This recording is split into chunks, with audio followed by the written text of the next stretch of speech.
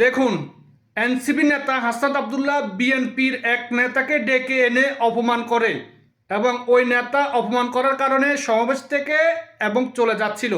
কি বলে কথাগুলো শুনে যাবেন এবং ভিডিওটা সর্বোচ্চ শেয়ার করে দিবেন। আপনি এরকম বলতে পারেন না।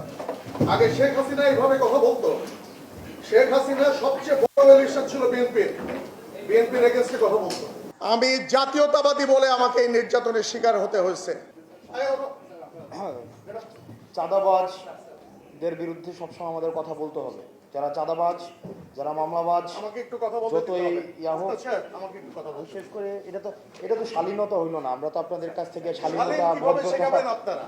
আমি তো শিষ্টাচার আপনারা প্রত্যাশা কিভাবে করি। শিষ্টাচার শিখাবেন? আমরা আসছি একটা প্রোগ্রামে। একজন কথা বললে আপনি আরেকজন, বিএনপির এগেন্স্টে কথা বলতে পারেন না। কিন্তু এরকম একটা অনুষ্ঠানে আমাকে দাওয়াত দিয়ে নিয়ে আসা হয়েছে শুভেচ্ছা জানানোর জন্য। এখানে আমার জাতীয়তাবাদের বিরুদ্ধে কথা শুনতে তো আমি রাজি না।